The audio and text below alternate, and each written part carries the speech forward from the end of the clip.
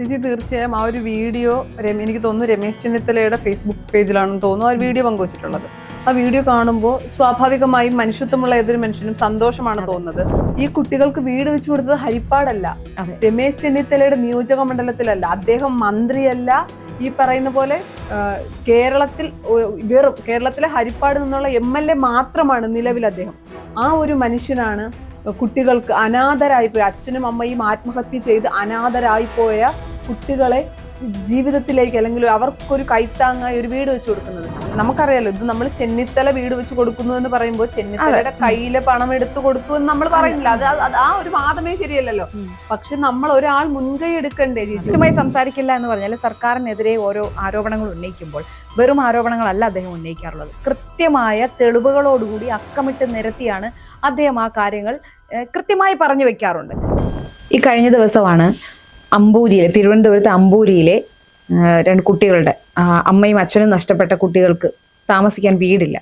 ഈ ഒരു സംഭവം ഒരു വീഡിയോയിലൂടെ കണ്ടിട്ടാണ് ശ്രീ രമേശ് ചെന്നിത്തലയുടെ ഭാര്യ ശ്രീമതി അനിത അതിന് ആ വീഡിയോയ്ക്കിടയിൽ കമന്റ് ചെയ്യുകയും അതിനെ തുടർന്ന് ആ കുട്ടികൾക്ക് വീട് വെച്ച് നൽകുന്നതിനും ഉള്ള സഹായങ്ങൾ ചെയ്യാമെന്ന് പറയുകയും അതിനെ തുടർന്ന് തന്നെ ശ്രീ രമേശ് ചെന്നിത്തല അതിൽ ഇടപെടുകയും അവർക്ക് വീട് വെച്ച് കഴിഞ്ഞ ദിവസമായിരുന്നു അതിന്റെ താക്കോൽദാനം നടന്നത്.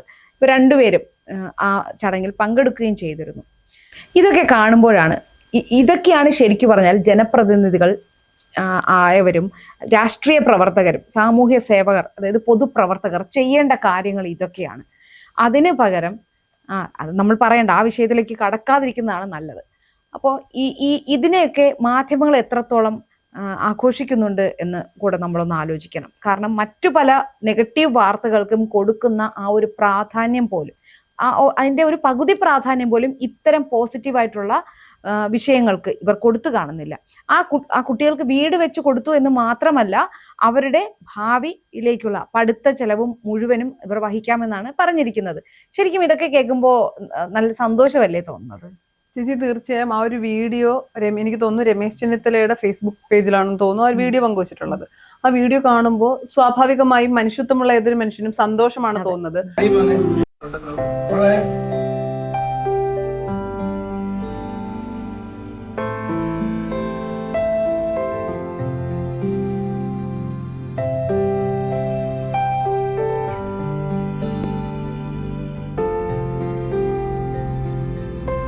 അതിനിപ്പോ രാഷ്ട്രീയമോ ജാതിയോ മതമോ ഒന്നും നോക്കേണ്ട കാര്യമില്ല. കാര്യം ഞാൻ രാഷ്ട്രീയത്തിനപ്പുറം ജാതിയോ മതമോ എന്ന് പറയുമ്പോൾ പറയുന്ന വാക്കിൽ പോലും വർഗീയത ചെയ്യുന്ന ചിലരുണ്ട്. ചിലരുടെ ഫേസ്ബുക്ക് പഴഞ്ചൊല്ലിൽ പോലും വർഗീയത തിരിഞ്ഞ് അത് ഫേസ്ബുക്കിൽ കുറിപ്പായിടുന്ന ഒരു കാലഘട്ടത്തിലൂടെയാണ് നമ്മൾ കടന്നു പോകുന്നത്. അതുകൊണ്ടാണ് ഞാൻ അവിടെ ജാതി എന്ന് എടുത്തു പറയാനുള്ള കാരണം.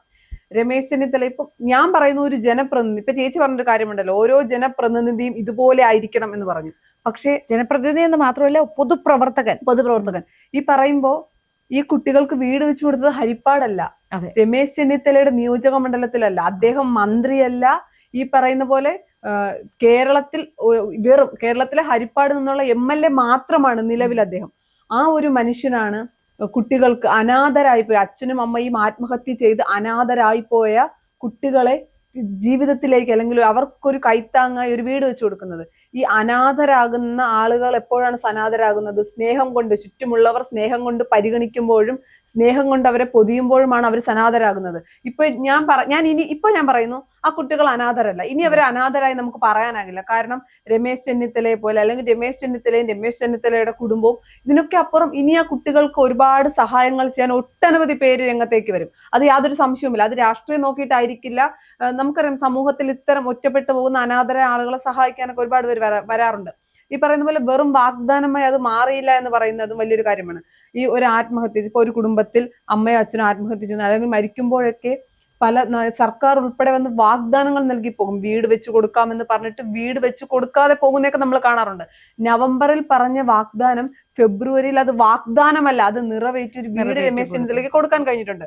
ഇത് ഈ പറയുന്നതൊന്നും എന്താണ്, രമേശ് ചെന്നിത്തല വെറുതെ ക്രിയേറ്റ് ചെയ്ത് പറയുന്ന കാര്യങ്ങളല്ല. അല്ലെങ്കിൽ PR വേണ്ടി പെൻഷൻ തുക കൊണ്ട് കൊടുപ്പിച്ചിട്ട് മറുവശത്ത് അത് ആ ആള് തന്നെ പറയുന്നു എന്നോട് പറഞ്ഞതാ കൊടുക്കാൻ. അങ്ങനെ പറയുന്ന കാര്യങ്ങൾ അദ്ദേഹം ചെയ്ത കാര്യങ്ങളാണ്.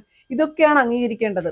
മറ്റേ വേറൊരു കാര്യമുള്ളത്, സർക്കാരിനെതിരായി അടിക്കാൻ പറ്റുന്ന ഒരു വിഷയം ദുരന്തങ്ങൾ സംഭവിക്കുമ്പോൾ മറ്റൊരു മാർഗവുമില്ലാത്ത, കാരണം അവർ പരാതിയുമായി, സർക്കാരിനെതിരെ പരാതിയുമായി മുന്നോട്ട് പോകാൻ സാധ്യതയുണ്ട് എന്ന് തോന്നുന്ന വിഷയങ്ങളിൽ അവരുടെ വായടപ്പിക്കാൻ വേണ്ടിയിട്ട് ഒരു 5 ലക്ഷം ധനസഹായം നൽകുക, അല്ലെങ്കിൽ ആ കുടുംബത്തിൽ ആർക്കെങ്കിലും ജോലി നൽകുക തുടങ്ങിയവ ചെയ്യുന്ന ഒരു സർക്കാരാണ് ഇപ്പോൾ ഇവിടെ ഭരിക്കുന്നതെന്നും കൂടെ ഓർക്കണം. ജോലി പലപ്പോഴും അത് ജോലിയായി കിട്ടാറ് പോലുമില്ല, വാഗ്ദാനങ്ങൾ നൽകി പോകുന്നു. ഞാൻ അതുകൊണ്ടാണ് ആദ്യം ആ വാക്ക് എടുത്തു പറഞ്ഞത്, വാഗ്ദാനമായി പോകുന്നു. നമുക്കറിയാലോ, ഈ പറയുന്ന ചെന്താമരയുടെ വിഷയം ഉണ്ടായപ്പോ അവിടെയും ഉണ്ടായിരുന്നു കുട്ടികൾ. ഈ ചെന്താമരയുടെ വിഷയത്തിൽ എന്താണ് സർക്കാർ പറഞ്ഞിരുന്നത്? അവരെ ചേർത്ത് പിടിക്കും എന്ന നിലപാട് പറഞ്ഞവർ ആരെങ്കിലും തിരിഞ്ഞു നോക്കി? അതേ പെൺകുട്ടികൾ പറയുന്നുണ്ടായിരുന്നു, ഞങ്ങളെ പിന്നെയും വന്ന് കണ്ടതും സഹായിച്ചതും ഒക്കെ രമേശ് ചെന്നിത്തലയാണ്. ഈ പറയുന്ന എല്ലാ കാര്യവും പബ്ലിസിറ്റി ചെയ്യാൻ ആഗ്രഹിക്കാത്ത ചില വ്യക്തികൾ ഉണ്ടാകും. ഇപ്പൊ രമേശ് ചെന്നിത്തലയുടെ ഈ വീഡിയോ കഴിഞ്ഞ ദിവസം എന്താണ് ഫേസ്ബുക്കിലൂടെയാണ് കാണുന്നത്, ഞാനത് കാണുന്നത് ഫേസ്ബുക്കിലാണ്. അപ്പൊ അത്തരം വീഡിയോകൾ പങ്കുവെക്കുന്നതിൽ തെറ്റില്ല. വലിയ എന്താണ്, വേണമെങ്കിൽ മാധ്യമങ്ങളെ മുഴുവൻ കൊണ്ടുപോയി രമേശ് ചെന്നിത്തലയ്ക്ക് ആ താക്കോൽ ദാനം നടത്താമായിരുന്നു. ഈ ചെന്താമരയുടെ വിഷയത്തിൽ പോലും പിന്നീട് മാധ്യമങ്ങളോട് ആ പെൺകുട്ടികളാണ് പറയുന്നത്, ഞാൻ ആരും സഹായിച്ചില്ലേ എന്ന് ചോദിക്കുമ്പോൾ രമേശ് ചെന്നിത്തല സഹായിച്ചിരുന്നു എന്ന് പറയുന്നത്. അത്തരത്തിൽ പരിഗണിക്കേണ്ട അല്ലെങ്കിൽ പരിഗണന കിട്ടേണ്ട ആളുകളെ പരിഗണിക്കുക തന്നെ വേണം. ഇപ്പൊ ഹരിപ്പാട് നിയോജക മണ്ഡലം എടുത്തു കഴിഞ്ഞാൽ, ഹരിപ്പാട് പോയി കഴിഞ്ഞാൽ ചേച്ചി ഹരിപ്പാടിന്റെ MLA അവരെല്ലാം തൃപ്തരാണ്. ചേച്ചി ഹരിപ്പാട് പോകുമ്പോൾ നമുക്കറിയാം, ഹരിപ്പാടുകാരുമായി സംസാരിക്കുമ്പോൾ അറിയാം. പിന്നെ എല്ലാവരും പറയുന്നത് ഹരിപ്പാട് എന്തെങ്കിലും ഒരു വികസനം വന്നിട്ടുണ്ടെങ്കിൽ അത് രമേശ് ചെന്നിത്തല കൊണ്ടുവന്ന വികസനമാണ്. വീടില്ലാത്തവര് പറയും അവിടെ ജാതിയോ മതമോ പാർട്ടിയോ ഒന്നും നോക്കില്ല, രമേശ് ചെന്നിത്തലയെ കണ്ടാൽ തീരാവുന്ന പ്രശ്നമേ ഉള്ളൂ എന്ന് ഹരിപ്പാടുകാർ പറയുമ്പോൾ അത് സത്യമാണെന്ന് തെളിയിക്കുന്നതാണ് രമേശ് ചെന്നിത്തല ഇപ്പോൾ, അല്ലെങ്കിൽ രമേശ് ചെന്നിത്തലയുടെ അടുത്ത്. ഇത് ആദ്യമായി അല്ല രമേശ് ചെന്നിത്തല വീട് വെച്ച് കൊടുക്കുകയും സഹായങ്ങൾ ചെയ്യാമെന്ന് പറയുന്നതും ഒന്നും. അപ്പൊ ഇത്തരത്തിൽ സമൂഹത്തിൽ ഒറ്റപ്പെട്ടു പോകുന്ന ആളുകളെ ഒപ്പം നിർത്താൻ കഴിയുക എന്ന് പറയുന്നതാണ്, അതിപ്പോ സർക്കാരാണ് ചെയ്യുന്നതിൽ അതാണ് ആ സർക്കാരിന്റെ വിജയം. ഈ അനാഥരായി പോകുന്ന, അല്ലെങ്കിൽ അച്ഛനും അമ്മയും നഷ്ടപ്പെട്ട് പിന്നെ അവരിനി ആരുണ്ട് എന്ന് ചോദിക്കും. നമുക്കറിയാം, ഇപ്പൊ ഒരു സാധാരണ ഫാമിലിയൊക്കെ ആണെങ്കിൽ ഈ പറയുന്ന കുടുംബക്കാർക്ക് പോലും സപ്പോർട്ട് ചെയ്യാൻ പറ്റുന്നതിന് ഒരു ലിമിറ്റ് ഉണ്ട്. ആ ഒരു പ്രത്യേകിച്ച് ഒരു വീടില്ലാത്ത, അതും തീരെ ചെറിയ കുഞ്ഞുങ്ങളാണ്. ഇനി അവർ ഇപ്പൊ അവരെ ആരെങ്കിലും ഒക്കെ പരിചരിക്കുന്നുണ്ടെങ്കിൽ പോലും അവർക്ക് അവരുടേതായി എന്തെങ്കിലും വേണം എന്നൊരു തോന്നലുണ്ട്. ഈ പറയുന്ന പോലെ ആ പറയുന്ന രീതി പൂർണ്ണമായി ശരിയല്ലെങ്കിൽ ഞാൻ പറയുന്നു, അവർക്കൊരു വീടുണ്ടായാൽ ചിലപ്പോ ബന്ധുക്കൾ പോലും അവരെ ഒന്ന് പരിഗണിക്കും. ചിലപ്പോ അവര് കരുതും അതായത് നമുക്കൊരു ബാധ്യതയാവില്ല എന്നുള്ള ഒരു തോന്നൽ. കാരണം അത് മനഃപൂർവ്വം ചിന്തിക്കുന്നതല്ല. ഇപ്പം എല്ലാവരും ജീവിക്കുന്നത് വളരെയധികം കഷ്ടപ്പെട്ടായിരിക്കും. അവരവരുടെ നിത്യ ചെലവിനുള്ളത് പോലും അന്നന്ന് അന്നത്തിന് പോലും കഷ്ടപ്പെടുന്നവരായിരിക്കും. അപ്പൊ ഇതൊരു അധിക ബാധ്യതയാവുമ്പോൾ അവർക്കത് ചിലപ്പോൾ ബുദ്ധിമുട്ടായിരിക്കും. അപ്പൊ ഇങ്ങനെ ഒരു വീട് കിട്ടിക്കഴിയുമ്പോൾ സേഫായി എന്നൊരു തോന്നലാണ്. പക്ഷെ എനിക്ക് ഈ രമേശ് ചെന്നിത്തലയുടെ നേതൃത്വത്തിലുള്ള മഹാത്മാഗാന്ധി സാംസ്കാരിക സമിതി എന്നൊരു അതുണ്ട്, അതുവഴിയാണ് ഈ വീട് വെച്ച് നൽകിയിട്ടുള്ളത് എന്നാണ് അറിയാൻ കഴിയുന്നത്. ഇതിപ്പോ നമുക്കറിയാലോ, ഇത് നമ്മൾ ചെന്നിത്തല വീട് വെച്ച് കൊടുക്കുന്നു എന്ന് പറയുമ്പോൾ ചെന്നിത്തലയുടെ കയ്യിലെ പണം എടുത്തു കൊടുത്തു എന്ന് നമ്മൾ പറയുന്നില്ല. അത് ആ ഒരു വാദമേ ശരിയല്ലല്ലോ. പക്ഷെ നമ്മൾ ഒരാൾ മുൻകൈ എടുക്കണ്ടേ ചേച്ചി? ഒരു പ്രശ്നം സമൂഹത്തിൽ ഉണ്ടാകുമ്പോ ആർക്കെങ്കിലും ഒരാൾക്ക് ആ ചിന്ത വരണമല്ലോ. ആ ചിന്ത വന്ന് അതിന് പിന്നെ അതുപോലെ തന്നെ രമേശ് ചെന്നിത്തലയുടെ തന്നെ ഫേസ്ബുക്കിന്റെ അവസാനം പറയുന്നുണ്ട്, ഒപ്പം നിന്നവർക്കും എല്ലാവർക്കും നന്ദി പറയുന്നുണ്ട്. അതിൽ നിന്ന് മനസ്സിലാക്കാം രമേശ് ചെന്നിത്തല ഒറ്റയ്ക്ക് ചെയ്ത കാര്യമാണെങ്കിൽ മറ്റുള്ളവരെ നന്ദി. അതുപോലെ ഞാൻ പറയുന്നു, രമേശ് ചെന്നിത്തലയുടെ രമേശ് ചെന്നിത്തല ഒരു ക്യാപ്റ്റനായി നിന്ന് വീട് വെച്ച് കൊടുത്തതല്ല, എല്ലാവരും കൂടി ചേർന്നിട്ടുള്ള ഒരു കൂട്ടായ പ്രവർത്തനം. ഇതല്ലാതെ കഴിഞ്ഞ മുൻവർഷവും ഇതേപോലെ മണ്ണന്തലയിൽ ഇതുപോലെ 2 കുട്ടികൾക്ക്, അച്ഛനും അമ്മയും നഷ്ടപ്പെട്ട കുട്ടികൾക്കും ഇദ്ദേഹം ഈ മഹാത്മാഗാന്ധി ഇതിന്റെ കെയർ ഓഫില് വീട് വെച്ച് കൊടുത്തിട്ടുണ്ടായിരുന്നു. ചേച്ചി പലരും ഇതൊന്നും അറിയുന്നില്ല എന്നുള്ളതാണ് യാഥാർത്ഥ്യം. എന്താണ് രാഷ്ട്രീയക്കാർ അതിപ്പം രമേശ് ചെന്നിത്തല മാത്രമല്ല, മിക്ക രാഷ്ട്രീയക്കാർ ചെയ്യുന്ന പല നല്ല കാര്യങ്ങളും പുറത്തു വരാറില്ല, മോശം കാര്യങ്ങളും പലതും പുറത്തു വരാറില്ല. പക്ഷെ ഇത്തരം കാര്യങ്ങൾ വരുമ്പോൾ നമ്മൾ അംഗീകരിക്കുക തന്നെ വേണം. കാര്യം ഓരോരുത്തർക്കും ഞാൻ പറയുന്നത്, കുറച്ചുകൂടി നന്നായിട്ട് കുറച്ച് മാധ്യമങ്ങളെങ്കിലും വിളിച്ച് രമേശ് ചെന്നിത്തലയ്ക്ക് ഇത് കാണും. ഇത് ആർഭാടമോ PR-നോ വേണ്ടിയല്ല, ഇത് കണ്ടെങ്കിലും കുറച്ചുകൂടി സർക്കാർ ഉൾപ്പെടെയുള്ളവർ ഒരു മാറ്റം വരണം.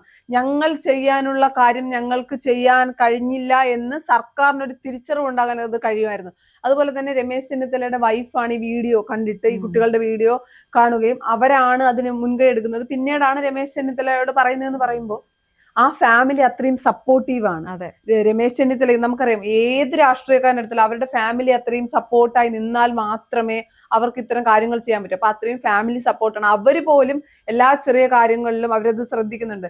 ഞാൻ പറഞ്ഞു, ഈ കുട്ടികൾ തീരെ ചെറിയ കുട്ടികളാണ്. രമേശ് ചെന്നിത്തലയുടെ ചെറുമകനും ചെറുതാണ്. അപ്പൊ അവരങ്ങനെയൊക്കെ ചിന്തിച്ചിട്ടായിരിക്കണം. നമ്മളായാലും അങ്ങനെയല്ലേ, നമ്മുടെ വീട്ടിൽ അങ്ങനെ ഒരാൾ ഉണ്ടാവുമ്പോൾ നമ്മൾ ആ രീതിയിൽ ചിന്തിക്കും. അങ്ങനെ ചിന്തിച്ചിട്ടായിരിക്കണം എന്ത് ചെയ്തിട്ടുള്ളത്.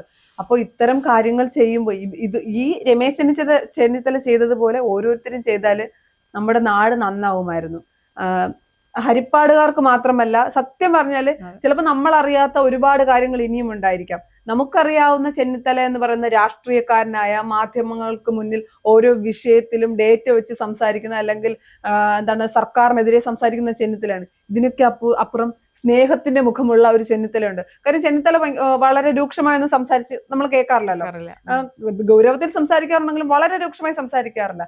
അതിനൊക്കെ അപ്പുറം സ്നേഹത്തിൽ പൊതിഞ്ഞ ഒരു മനസ്സുള്ള ആളാണ് ചെന്നിത്തല എന്ന് വീണ്ടും വീണ്ടും ചെന്നിത്തല തെളിയിക്കുക. ഇപ്പൊ രൂക്ഷമായി സംസാരിക്കില്ല എന്ന് പറഞ്ഞാൽ സർക്കാരിനെതിരെ ഓരോ ആരോപണങ്ങൾ ഉന്നയിക്കുമ്പോൾ വെറും ആരോപണങ്ങളല്ല അദ്ദേഹം ഉന്നയിക്കാറുള്ളത്. കൃത്യമായ തെളിവുകളോടുകൂടി അക്കമിട്ട് നിരത്തിയാണ് അദ്ദേഹം ആ കാര്യങ്ങൾ കൃത്യമായി പറഞ്ഞു വെക്കാറുണ്ട്. അപ്പൊ അതും എല്ലാം ഈ കേരളം കാണുന്നുണ്ടല്ലോ.